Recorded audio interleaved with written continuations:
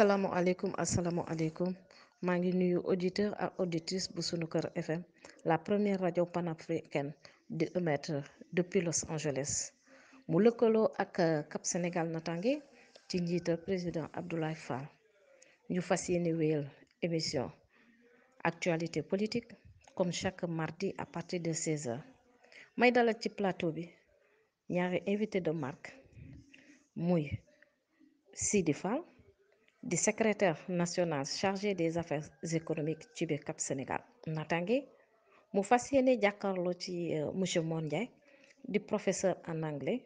di aussi secrétaire national adjoint chargé des élections ci Cap Sénégal Natangué kon nag sama invité yi maa ngi leen di nuyu di leen ziar te di leen jox seen wàccuwaay biti ko rek di leen jox kàddu bi di ko commencé ci Sidi Fall mu yegg si plateau bi nuyu auditeur ak auditrice bu Sunuker FM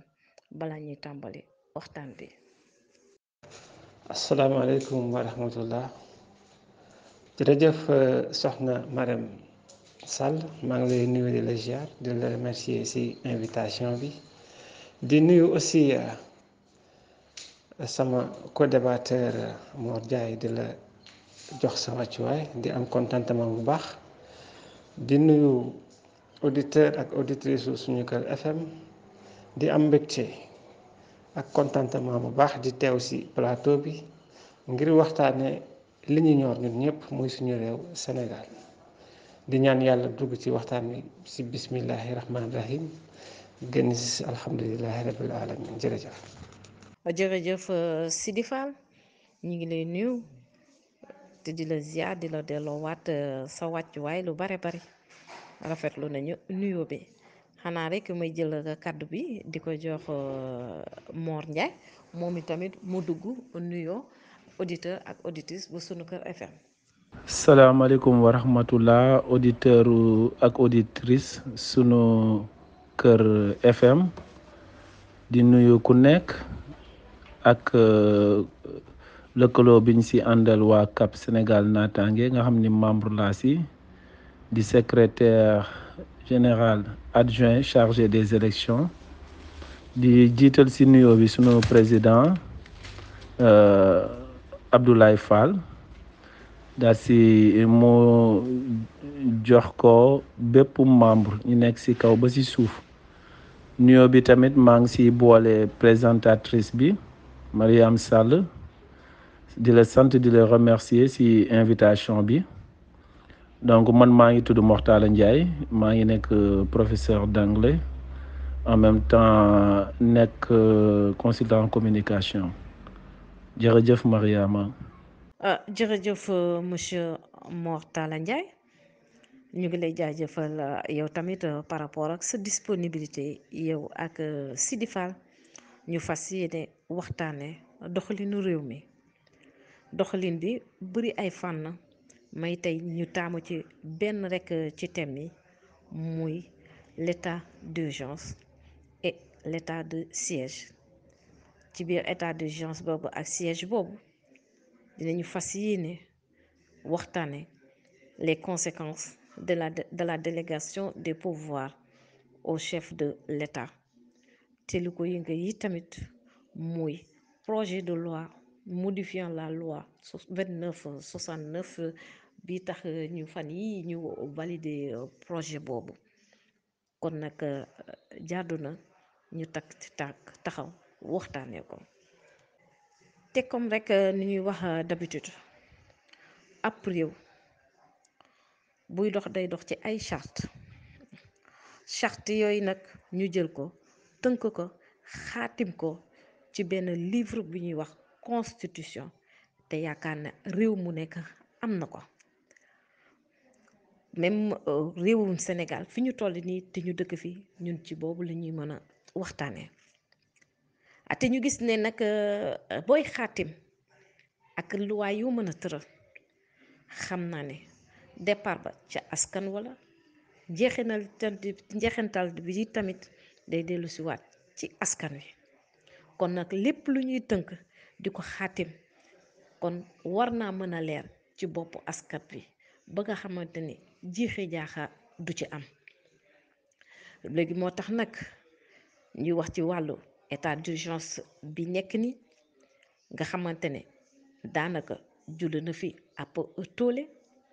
naam nguur mën na jël ay ndogal mën na baax comme mën na bañ a baax yi tamit waaye lépp lu mu si doon cib ndogal rek nañ ko leeralal askan wi ñun ñëpp ñu nekk au même niveau d'information dinañu utiliser ay termes ñu ngi ne dinañ def loi nangam ak nangam waaye loi boobu ñuy tudd est-ce que leeralal nañ ko càmbar ko ba nga xamante ne buñ koy indi jox ko askan wi day leer ci boppam moo tax may ëlbatiku ci Sidi Fall première question bi may laajte ci yow laay ëlbatiku ma lay laajte Sidi Fall ñu ngi dégg naam état d'urgence ak état de siège te ñu voté projet de loi boobu bii modifié loi 2969 ma lay laaj Sidi Fall ban différence ban nuance moo am ci diggante état d'urgence ak état de siège. waaw jërëjëf soxna Marème si question bi am na solo waaye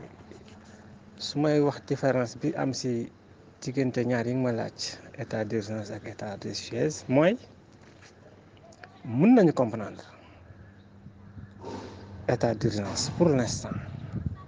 ak li xew pandémie bi nu muy def ak jëfiñam président de la république appliqué benn état d'urgence boo xam ne képp kuy doomu réew mi dañ ciy tënku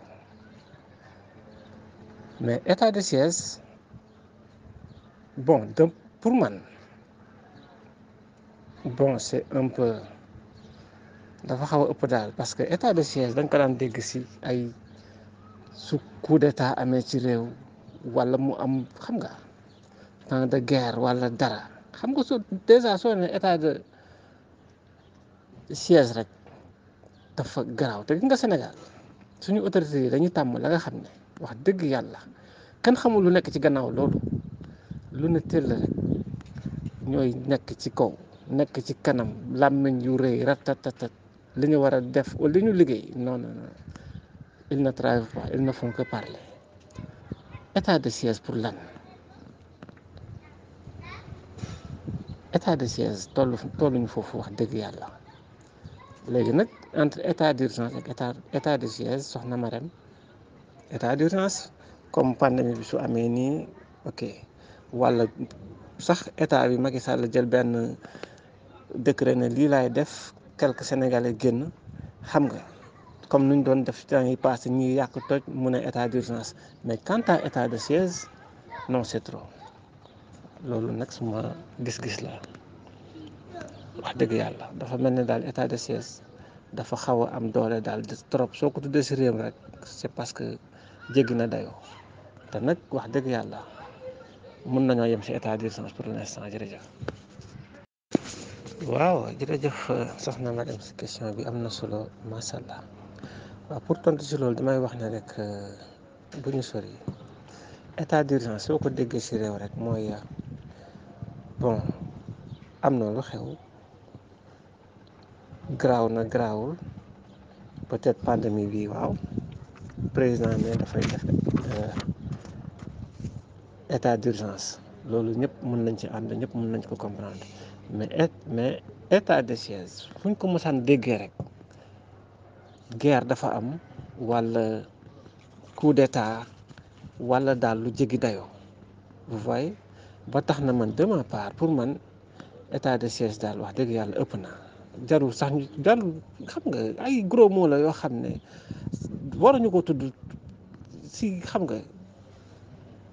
jékki-jékki rek ne état de siège loolu day xaw a doy waar dafa mel ne day am lu nekk ci ginnaaw pour l'instant daal état d'urgence mun nañ caa yem couvre-feu mun nañ caa yem mais quant à état de siège man vraiment c'est un peu dafa xaw a ëpp daal voilà c'est ça jërëjëf. jërëjëf Sidi Fall ci tontu bi nga indi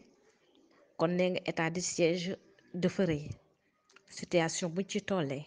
xëy na situation pandémie bi ni muy demee mën nañu jël taxawal état d'urgence kon buñ ko ci gisee bi ñuy préparer loi boobu c'était tout juste pour institution yi bu ñu menacé woo de manière grave te actuellement li ñu gis ni ak par rapport fu pandémie bi fi toll ak par rapport loi boobu nu mu ci tollee dafa am benn pesanteur bu ci nekk kon te ñu jëloon fii ab temps ci ginnaaw ñu ne woon il faut vivre avec le virus jékki-jékki gindi levée totale de toutes les restrictions waa ñu toll xool situation socio-économique bi Sénégal toll est-ce que vraiment pertinent na ñu war a indi waat une fois de plus l'état d'urgence est-ce que aussi pertinent na ñuy voter beneen loi modifiant la loi 2969 alors que ci biir loi boobu jëloon na en charge état d'urgence bi ak état de siège bi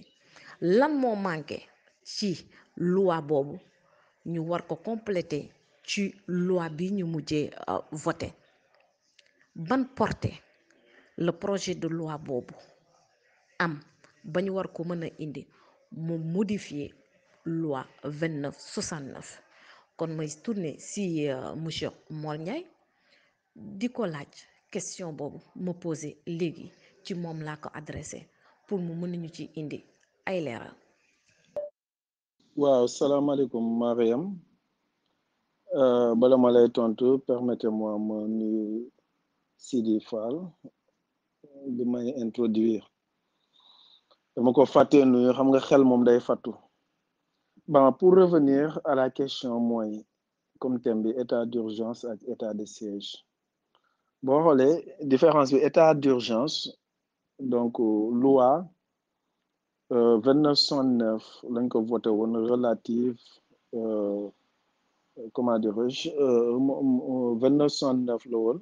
ci article 58 de la constitution comme dañuy bu ñu demee ba nga xam ne dëkk bi tolloon nañu ay catastrophes naturelles sanitaires du genre donc loolu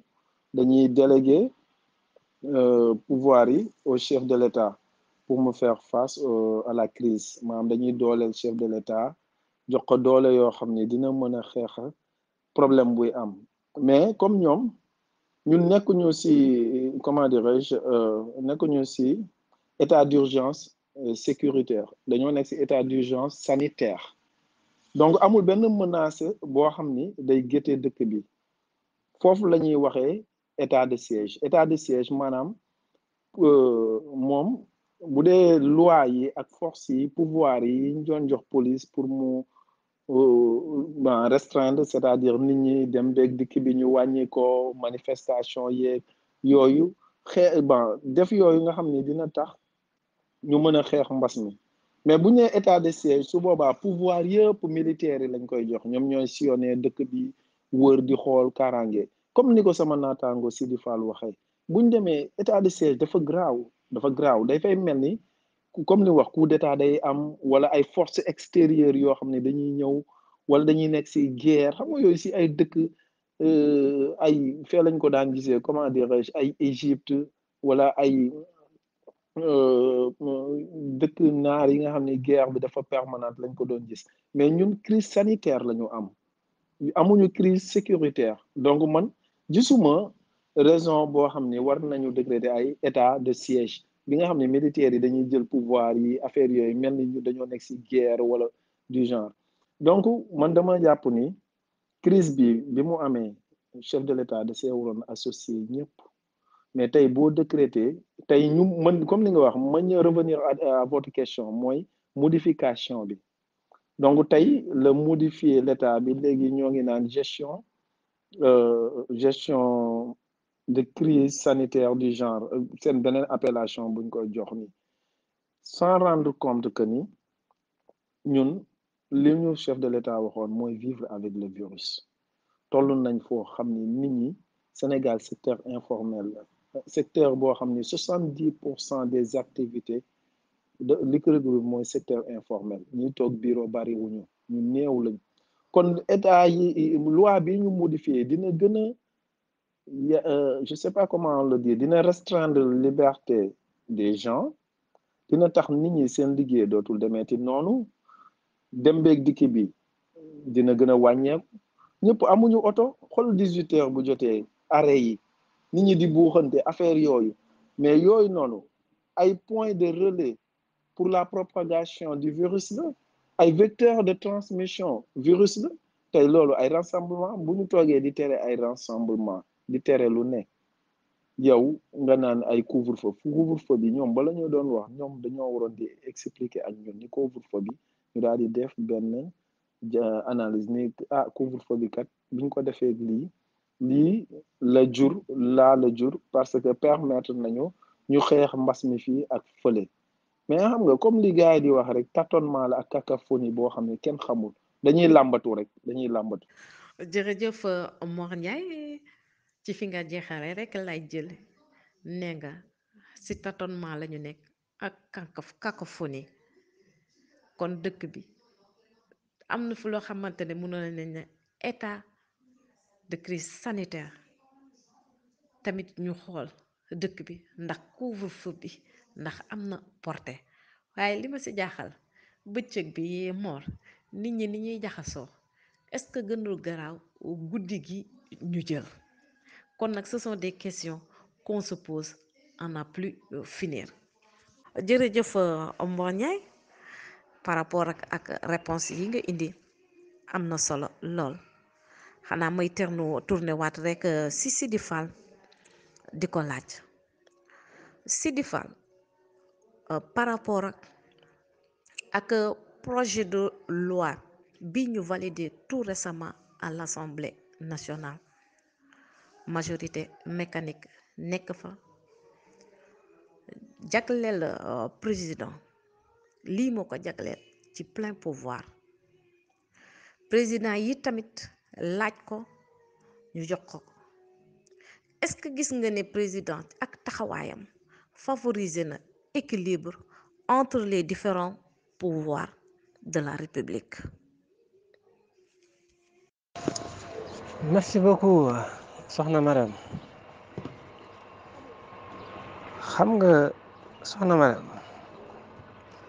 on n'est pas orphelin d'avoir perdu père et mère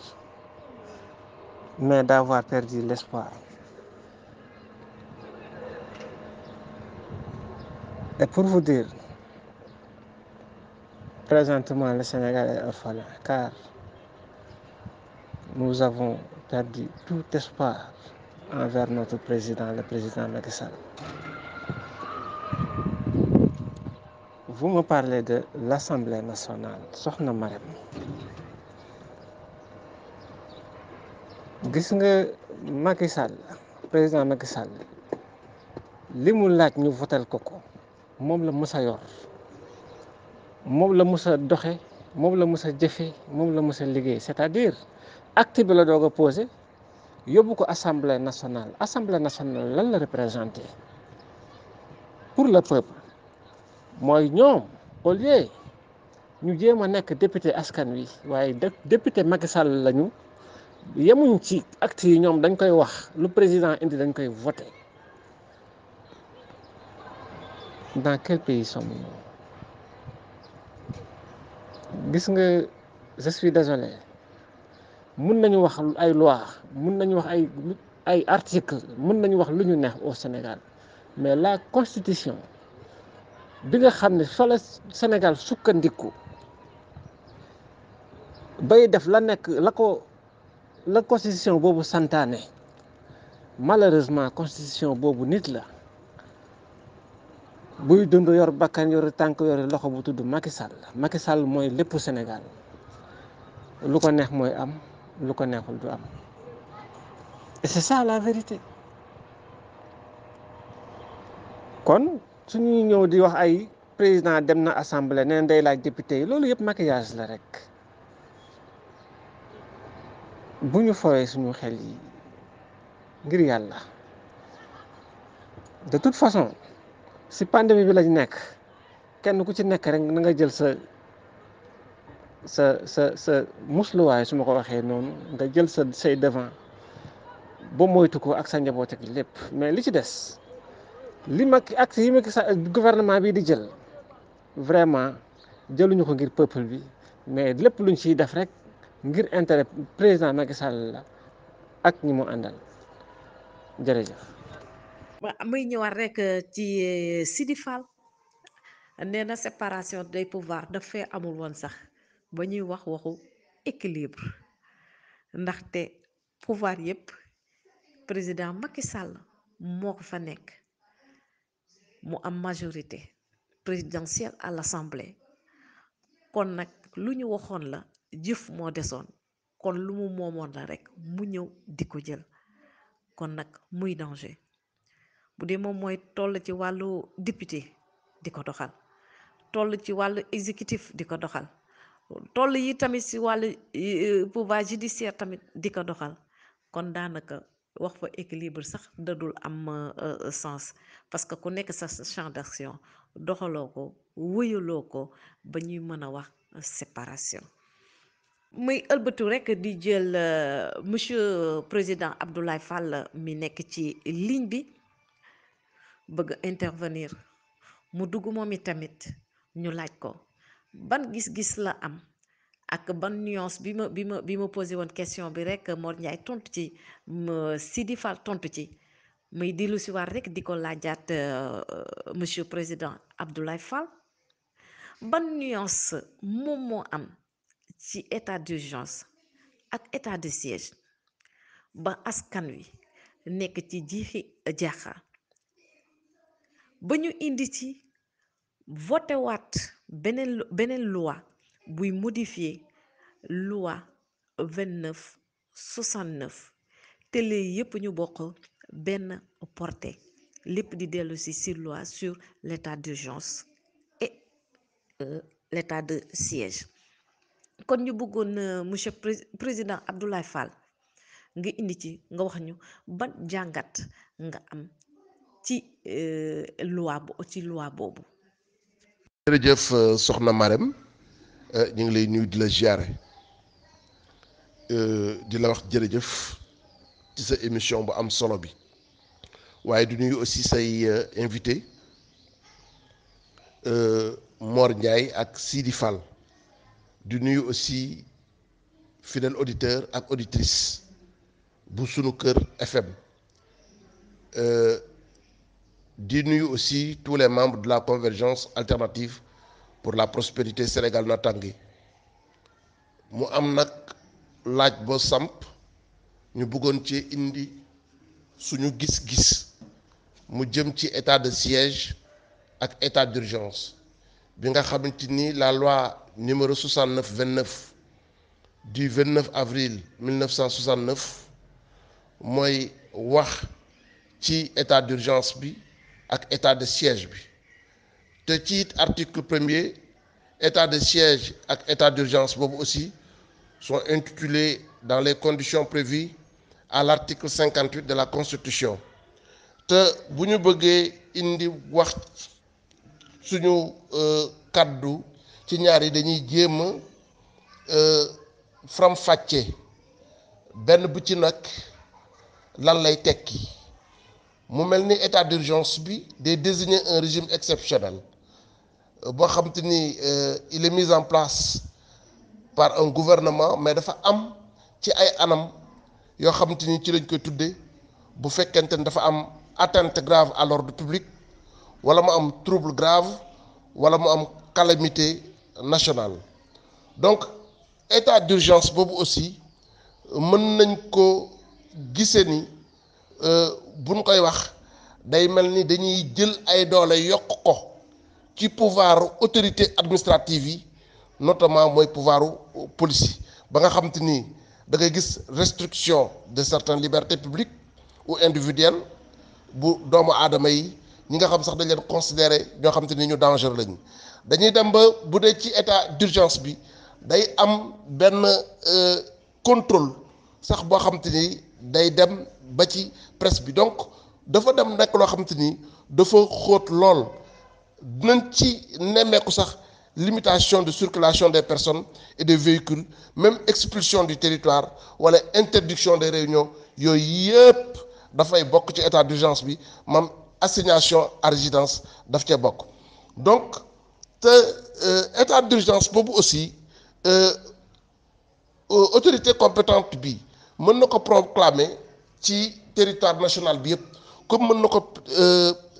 proclamer aussi ci yenn partie ci dëkk bi, parce que loolu loi bi moo ko may. Donc mën nañu wax ni l'état d'urgence est une mise en parenthèse de l'état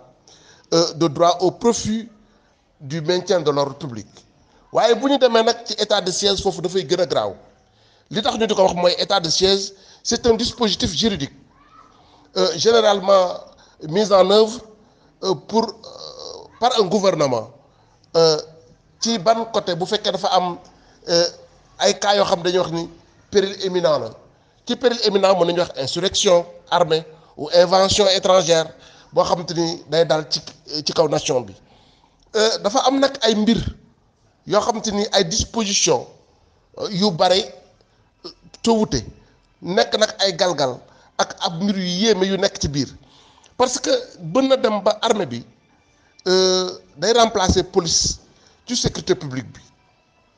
Certaines libertés de l'état de droit, circulation, manifestation, expression yooyu yëpp dañuy dem ba nga xam te ni dañ koy wàññi. Comme la ñu waxoon aussi ci état d'urgence bi day ñëwaat sax ci médias yi dañ leen di contrôler, donc day dem ba nga xam te ni mën nañu wax sax mën nañu ci mettre un couvre-feu boo xam dañ koy mettre en vigueur sur tout le territoire concerné. Donc état de siège dafa xaw a doy waar lool boo bu ñu koy tudd rek xam nañ fi ñu koy tuddee dafay nekk ci mbir yu yéeme. waat rek di wax ni soxna Marème xam nga ni le chef de l'État amul prérogative décréter un couvre-feu sans avoir auparavant instauré l'état d'urgence. Il était en outre obligé de passer à l'Assemblée nationale au bout de 12 jours pour mu prolonger état d'urgence bi. waaye tey Assemblée nationale bi nga xamante ni c'est la deuxième personnalité de l'État te na fa nekk ils ont été élus au suffrage universel direct comme le président de la République. ñu waroon aussi di contrôler l'action gouvernementale benn boobu bokkoon ci cette mission. tey ñoom ñoo autorisé le président de la République mu instaurer un couvre-feu sans pour autant que mu décréter l'état d'urgence, sans pour autant que mu jaar ci ñoom. ñëw rek wax ci article 25 bi nga xam ci ni dafa disposer que les pouvoirs énoncés par l'article 24 seront exercés uniquement par le président de la République. waaye président de la République am na sañ-sañ ak ndogal jël ci article 24 boobu loolu mu wax ci ay pouvoir am mu délégué ko le ministre de l'Intérieur wala mu délégué ko benn ministre wala benn ministère boo xamante ni maanaam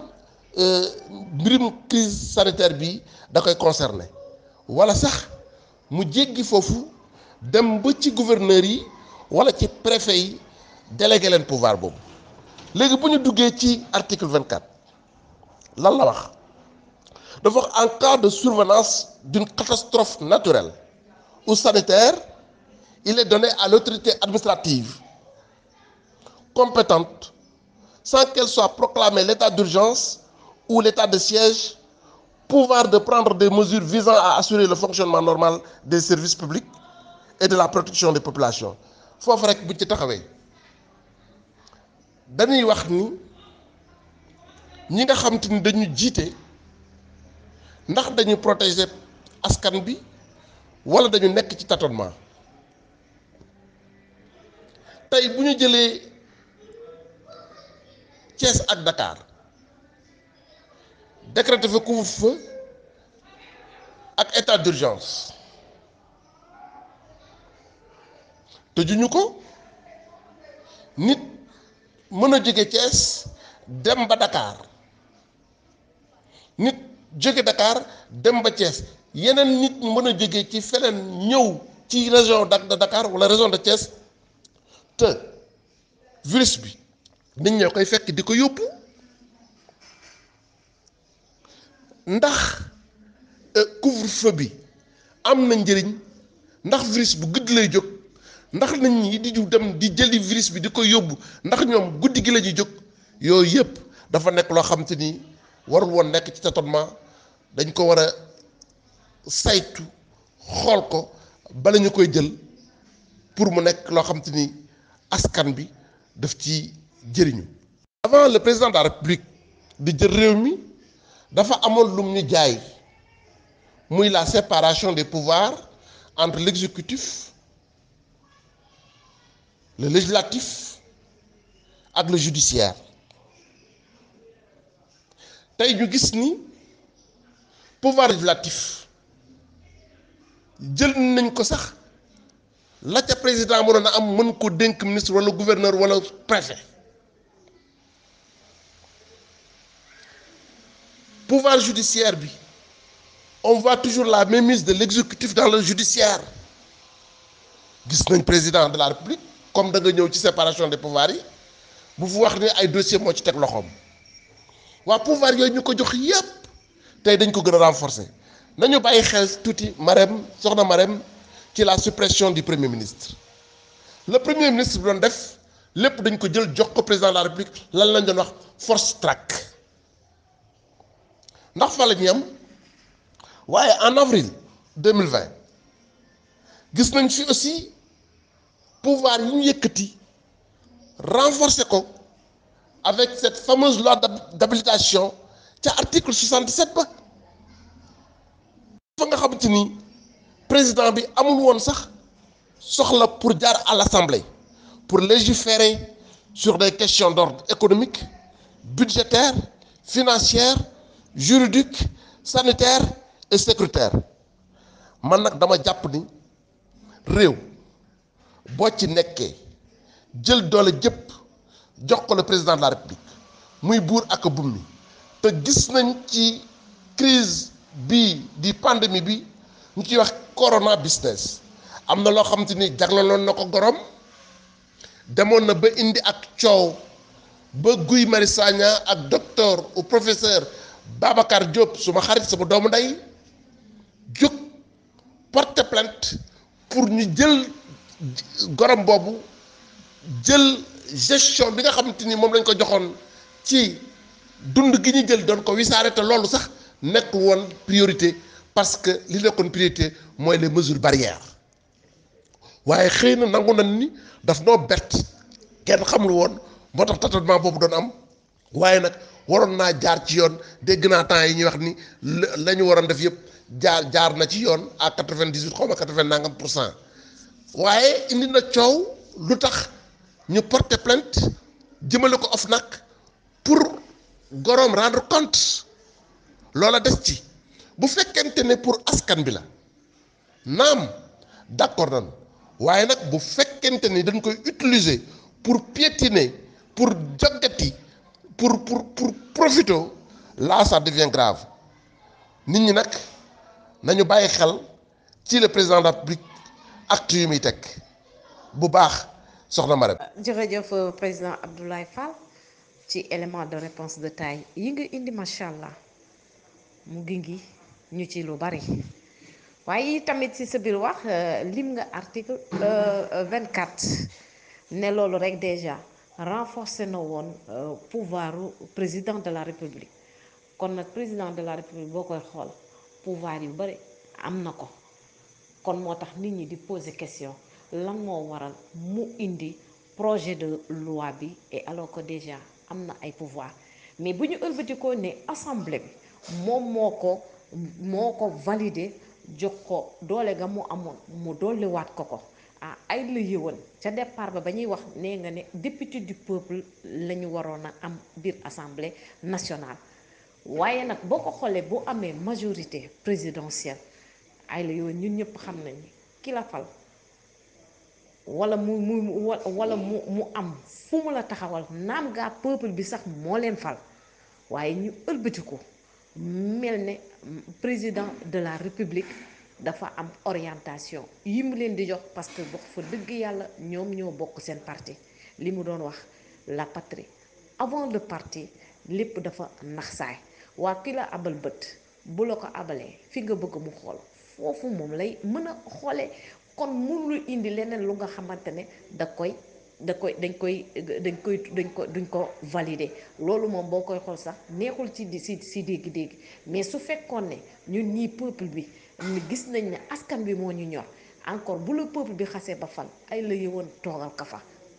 gis ne l'opposition est minoritaire à l'Assemblée. Est-ce que ñoom bu ñu bañoon a valider ba naam sax am na ñoo xamante ne d'accorduñ si ils ont dit ñett mais nag bu ñu demee ci vote majorité bi emporté ko ah luñ ci mën kon léegi ñuy ëlbatiku di laajaat opposition ma la koy laaj président Abdoulaye Fall en tant que opposant ma lay laaj opposition fan la fayiree depuis des années et des années ba nga xamante ni toujours bu ñuy ñëw du ñu am un état fort mais des hommes forts la ñuy am ba nga xamante ne fu ñu bëgg yóbbee réew mi dañ ko fa yóbbu lu ñu bëgg piller ci constitution bi piller ko ci à leur guise à leur avantage kon tey jii monsieur Abdoulaye Fall président Abdoulaye Fall nan la opposition war a taxawee opposition lan la war a mën a won askan wi ba askan wi wóolu ko ba bu ñu demee ci mañ gàcce gi ñu bëgg bouleverser l'ordre des choses ñu mën a am confiance ci kujje gi mën leen sànnil seen carte à un moment de votre vie surtout pour les politiciens fan la ñu fayiree ci wàllu politique ba nga xamante ne peut-être que naan nañ ne état am na ay moyens waaye aussi tamit am na loo xamante ne suñ ko taxawee vis-à-vis du peuple bi dina am courage ba dem vraiment am changement bi ñu bëgg léegi may ëlbati ko waat rek di la laaj président Abdoulaye Fall peut-être dernière question bi la peut ñu libéré la comme ça ñu continuer ak yeneen invités yi léegi yéen xëy na li président doon wax da leen di yóbbu réduire l'opposition jusqu'à la plus simple expression est-ce qu'il n'a pas réussi son coup mais may laaj est-ce que parce que opposition bi dafa léthargique opposition bi dóorul fayiwul est-ce que du ñoom ñoo dooleel président Macky Sall muy gën a xuus ci kanam acte bu mu posé rek mu gën koo xeeb. Merci Marème pour cette question pertinente pour me apporter ci des réponses damay wax rek ni nous devons avoir une opposition solide et constructive une opposition boo xamante ni dañuy am éthique ak morale ak ay valeurs ba bu ñu waxee askan bi mën leen a déglu mën leen a dégg ba pare bu ñuy xeex pour seeni bopp nañu xeex pour askan bi tey li mënoon tax ñu renverser la tendance mooy que ñu fexe ba opposition bi bu ñuy dem élection ñu def ko liste unique damay jox exemple bi Benno Siggil Sénégal di dem élection ak PDS ci local yi Benno Siggil Sénégal avait remporté beaucoup de sièges beaucoup de localités dañ ko gañe woon ci la sax Khalifa Sall nekkee maire bu Dakar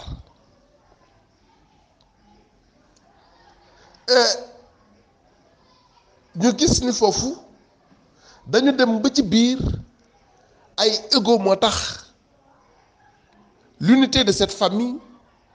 s'est relatée en morceaux ba askan bi amuñu confiance ci ñoom kon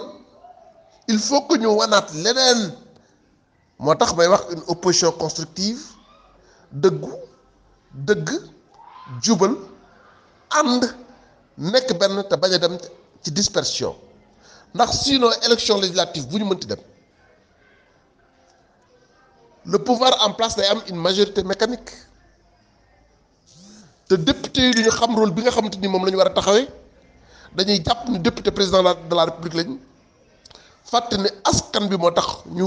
fal leen ndax bi ñu falee président de la république au suffrage universel direct noonu lañ leen fale au suffrage universel direct pour ñoom ñuy saytul li nga xamante ni moom la gouvernement bi di liggéey xam nga ni Marème assemblée nationale bu opposition amee une majorité mécanique bu fekkee ni une opposition responsable et objective la tey jii bu nguur gi indee loo xam te ni waru ko indi te nekkul ci njëriñu askan bi mënees nañ koo faxas mu dem mën nañu dem sax ba supprimer gouvernement bi donc man damay jàpp ni sax président de la république loolu la xam moo tax mu dindi premier ministre bi nga xam moo doon jouer rôle d'interface entre l'exécutif et le législatif beneen bi ci des mooy dafa am benn climat de confiance bu détérioré wu entre l'homme politique et la population lambda ndax population lambda bi dafa am gis-gis bu ñuy xoolee politicien bi wala homme politique bi ndax jàpp nañ ko ni du wax dëgg éthique zéro morale zéro valeur zéro boppam doo nga ko ñor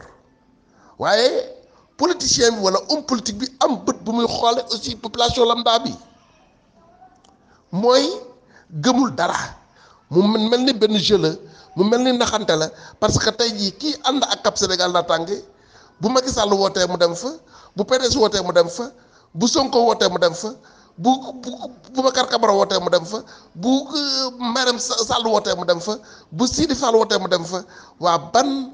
population la ñu am ndax am nañ une population bu consciente donc il nous faut une opposition boo xam te ni day conscientiser population bi bu population bi xam la leen war xam ni ñoom dañu am ay devoir ci réew mi yoo xam te ni waruñ ko caaxaan. xam nga bu assemblée demee ba mën a tas gouvernement ci kaw mu am opposition bi am majorité waaye mu tas ko ci lu objectif nga xam te ni député bi dafay xam ni moom dafa du président moo ko teg foofu mu nekk naam mën na koo tànn def ko ci liste waaye askan bi ñoo ko wooteel ñoo wooteel liste ba waaye gis nañ fi même président boo xam te ni moom mooy tànn président de l'Assemblée nationale li mu bëgg moom lañ koy defal moo tax pour ñu am des hommes forts dafay jafe ku ñëw rek da ngay jàpp ni yow say intérêt rek lépp loo xam te ni mën na indi gàllankoor ci yow sa bëgg-bëgg pas bëgg-bëgg réew mi da nga ciy taxaw ba loolu du nekk constitution yi dañuy jël di bafouer les règles les plus élémentaires te constitution yooyu aussi moo nekk raaya yi nga xam te ni ci la ñuy jublu di ci dox ngir réew mi mën a tegu ci yoon donc il nous faut des hommes politiques assidus qui se laissent pas guider par une subconscience wala des réflexions alambiquées à la limite li Sénégal soxla mooy des hommes politiques qui ont de l'éthique et une capacité de réflexion qui tend vers plus l'infini,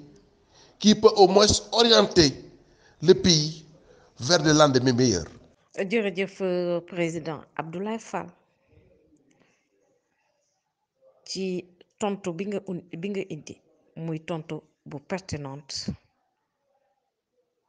opposition bu forte lañu bëgg des hommes pétris de valeur des hommes conscients de la destinée des citoyens qui sont entre leurs mains et donc qui doivent prôner là où ils sont et là où ils seront le développement du Sénégal. Rien que le développement du Sénégal et toujours défendre la cause de la population sénégalaise. kon nag ñu ngi lay jaajëfal président Abdoulaye Fall sa dugg bi am na njëriñ am na solo jàngat bu mag lañ ci am kon nag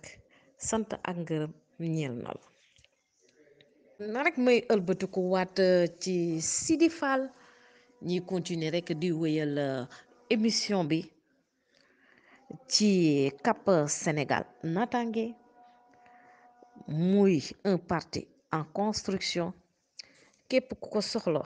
jokkoo ak parti bi ñu ngi lay ñaan nga woote ci numéro bi 77 533 39 00 boo ci wootee di nga ci am information yëpp yi nga ci soxla naa may ëlbatiku war rek si Sidi Fall di ko poser sa toute dernière question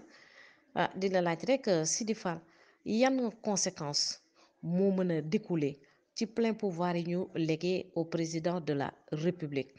durant période de la crise sanitaire qui soi-disant moom moo nekk à l'origine de cette modification de la loi sur l'état d'urgence et de siège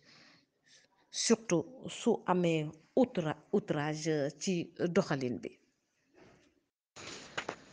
waaw jërëjëf Marème si question bi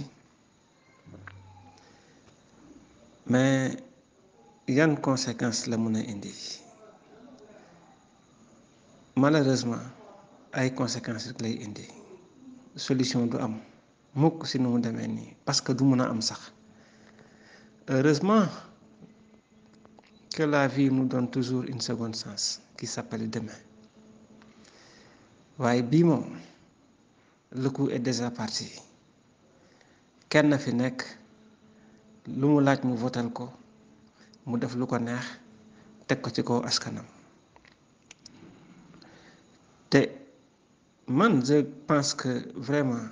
ce que le président Macky Sall devait faire soxna Marème c'est de rendre le bien pour le mal même en parole et avec tout le monde sans distinction c'est le seul moyen Marème de calmer tous les orages malheureusement du ko def gis nga Macky Sall su bëggee wax sax Twitter lay dugg bind fa griffonné quelques lignes am génnaat as tuut ñu ko mën a liir ko ñoo ñooy génnee nouvelle bi ne président lii la wax réew nag soo ko jiitee te nawloo woo leen te ba ngay soxla si ñoom nga demoon di jooylu ne nga def ko soo leen nawloo rek ñu xeeb la te soo leen xeebee it ñu yeb la loolu rek moo nekk suñu diggante le peuple et le président Macky Sall vous voyez kon tey su laajee lu mu laaj gars yi jox ko lépp ñu warul di dégg ay état de siège quand même trop c'est trop mais nag aussi le peuple man dama koy wax si misaal rek gis nga jigéen bu am doom ba xale boobu am rakk gis nga noonu muy fiiree rakkam boobu fekk peuple bi jógul taxaw bàyyi xel si dëkk bii di Sénégal ba lépp la ñuy teg si loxo Macky Sall au lieu mu retourné ko si peuple bi ñeneen lay préféré di leen ko jox su dee lu muy jox la tubaab yi la su dee ñu muy waxal tubaab yi la su dee lañu leneen la tubaab yi la toujours ñun ñi nga xam ne ñoo moom suñu réew di fal ku ñu neex léegi loolu lan lay jëriñati il faut que ce peuple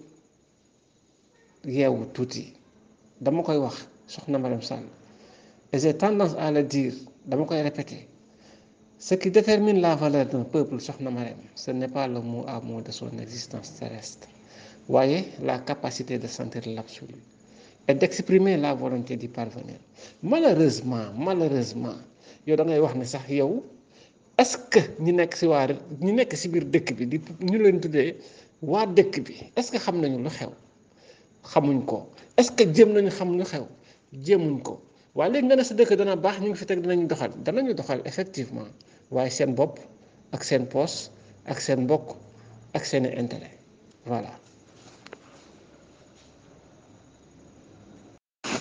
waaw soxna Marème pour en finir je voulais dire tout simplement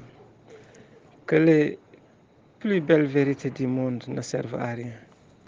tant que leur teneur n'est pas devenue pour chacun une expérience intérieure originale. Soxna Marème gis nga dëgg sax su dee dëgg ba pare te ki ko war a doxal dëgguwul dëgg boobu leneen lay doon. wax nga ci constitution aduna États-Unis France réew boo indi gàddul constitution moom indi teg ci taabal Sénégal indi constitution moom teg aduna ñoo ci gën la constitution waaye ñoo ci gën a bon la ay njiit kon du ñu am tànku kanam tànku ginnaaw rek la ñuy am fii ak suñu njiit yi wax dëgg yàlla xooluñu seen digganteeg seen borom bëgg réew mi comme niñ ko war a bëggee toppatoo askan niñ leen war a toppatooyee def seen liggéey nu mu ko waree nu mu leen waree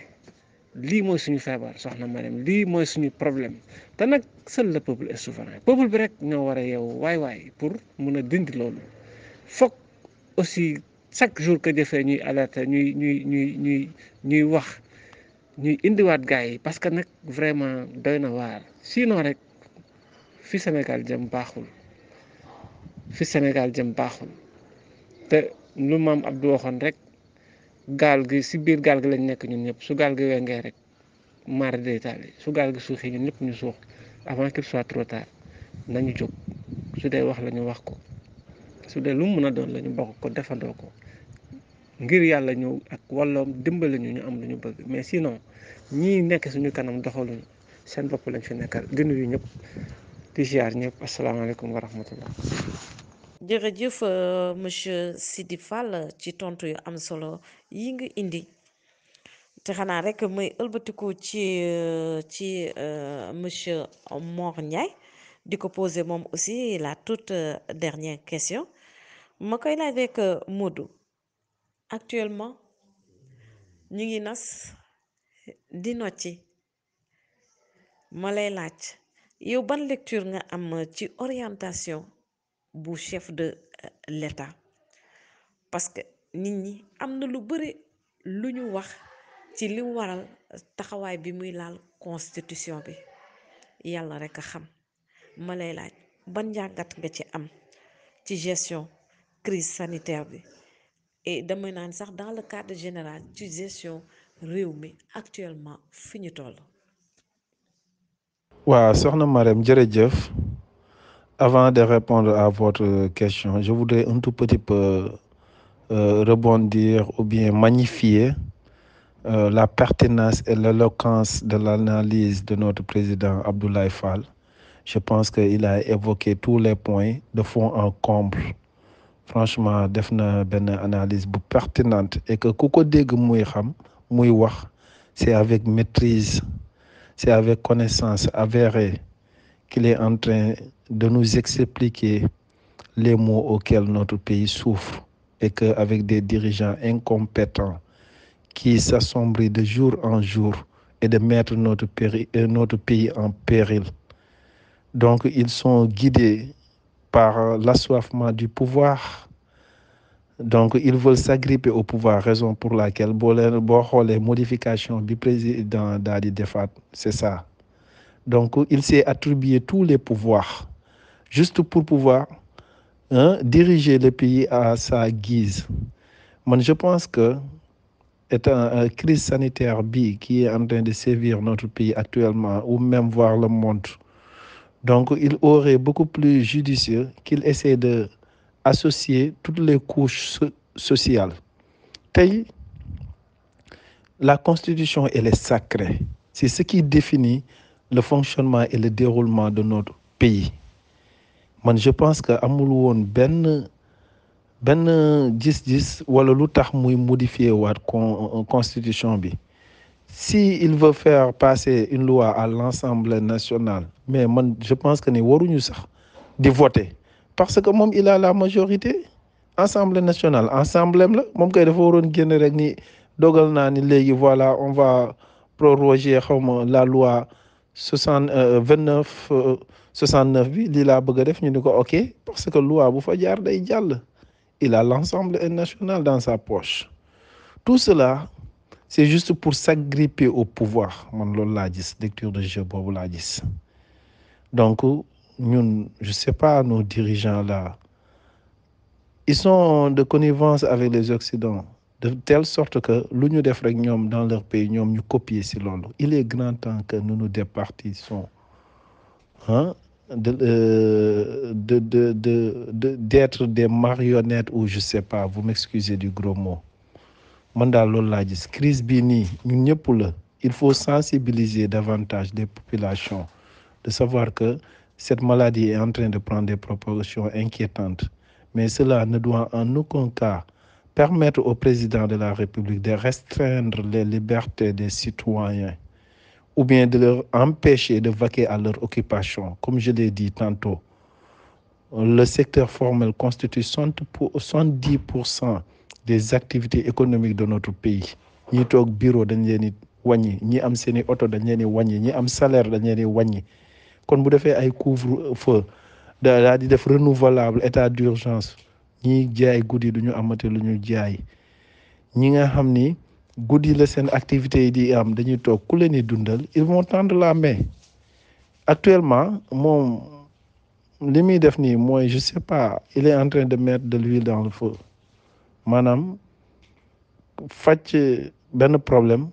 créer beneen problème la def. Moom actuellement nii dafa bëgg a éradiquer corona, mais bu moytuwul état d'urgence bi dinañu éradiquer. waaw Marème jërëjëf.